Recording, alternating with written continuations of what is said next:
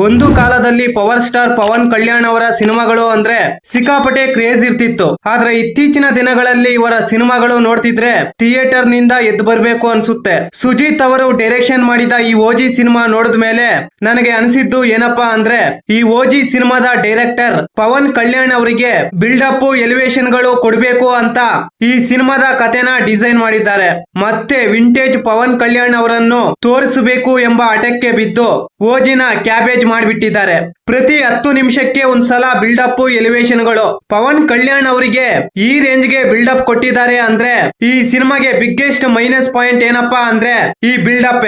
ಈ ಸಿನಿಮಾದ ಡೈರೆಕ್ಟರ್, ಈ ಸಿನಿಮಾದ ಕತೆ, ಈ ಸಿನಿಮಾದ ನರೇಷನ್, ಈ ಸಿನಿಮಾದ ಸ್ಕ್ರೀನ್ ಪ್ಲೇ ಮೇಲೆ ಫೋಕಸ್ ಮಾಡಿಲ್ಲ. ಅದಕ್ಕೆ ಈ ಓಜಿ ಸಿನಿಮಾ ಕ್ಯಾಬೇಜ್ ಆಗೋಗಿದೆ. ಇಷ್ಟಕ್ಕೂ ಈ ಓಜಿ ಸಿನಿಮಾನ ಜಪಾನ್ ದೇಶದಲ್ಲಿ ಸಿನಿಮಾನ ರಿಲೀಸ್ ಮಾಡಬೇಕಾಗಿತ್ತು. ಬೈ ಮಿಸ್ಟೇಕ್ ಇವರು ಇಂಡಿಯಾದಲ್ಲಿ ರಿಲೀಸ್ ಮಾಡಿದ್ದಾರೆ. ಈ ಸಿನಿಮಾದ ಕತೆ ಆರಂಭವಾಗುವುದೇ ಜಪಾನ್ ದೇಶದಲ್ಲಿ. ದೊಡ್ಡ ಪ್ರಮಾಣದಲ್ಲಿ ಚಿನ್ನವನ್ನು ತೆಗೆದುಕೊಂಡು ಬಂದು ಬಾಂಬೆಯಲ್ಲಿ ಒಂದು ದೊಡ್ಡ ಸಾಮ್ರಾಜ್ಯ ಕಟ್ತಾನೆ ಸತ್ಯದಾದ. ತನ್ನ 2 ಮಕ್ಕಳ ಜೊತೆಗೆ ಸಾಕು ಮಗ ಓಜಿ ಇರ್ತಾನೆ. ಈ ಗ್ಯಾಪ್ ಅಲ್ಲಿ ಸತ್ಯದಾದ ಅವರ ಹಿರಿಯ ಮಗನನ್ನು ಓಜಿ ಕೊಲೆ ಮಾಡ್ತಾನೆ. 15 ವರ್ಷ ಯಾರ ಕಣ್ಣಿಗೆ ಕಾಣ್ದಂಗೆ ಕಣ್ಮರೆ ಆಗ್ತಾನೆ. ತನ್ನ ಕುಟುಂಬಕ್ಕೆ ಅಪಾಯ ಬರುತ್ತೆ ಎಂದು ತಿಳಿದು ಓಜಿ ಮತ್ತೆ 15 ವರ್ಷಗಳ ನಂತರ ಮುಂಬೈಗೆ ಕಾಲಿಡ್ತಾನೆ. ಕೋಳಿ ಕೊಯ್ಯುವ ಅವನ ಕಟಾಣ ಎಂಬ ಖಡ್ಗದಿಂದ ಶತ್ರುಗಳನ್ನು ಹೆಂಗೆಲ್ಲ ಚೆಂಡಾಡ್ದ ಅನ್ನೋದೇ ಈ ಸಿನಿಮಾದ ಕತೆ. ಈ ಸಿನಿಮಾದಲ್ಲಿ ಪ್ರತಿ ಸೀನು ಕ್ಲೈಮ್ಯಾಕ್ಸ್ ರೀತಿ ಇರುತ್ತೆ. ಪ್ರತಿ 10 ನಿಮಿಷಕ್ಕೆ ಒಂದು ಬಿಲ್ಡಪ್, ಒಂದು ಫೈಟ್ ಸೀನ್ ಇರುತ್ತೆ. ಬಸ್ ಅಲ್ಲೊಂದು, ತಾಜ್ ಹೋಟೆಲ್ ನಲ್ಲಿ ಒಂದು, ಇಂಟರ್ವಲ್ ಬ್ಲಾಕ್ ನಲ್ಲಿ, ಪೊಲೀಸ್ ಸ್ಟೇಷನ್ ನಲ್ಲಿ ಒಂದು ಫೈಟ್ ಇರುತ್ತೆ. ಇವೆಲ್ಲ ನೋಡಿದ ಮೇಲೆ ಜಾನ್ವಿಕ್, ಸಾಹೋ, ಗಾಡ್ ಫಾದರ್ ಸಿನಿಮಾಗಳು ಹಾಗೆ ಕಣ್ಮುಂದೆ ಬರುತ್ತೆ.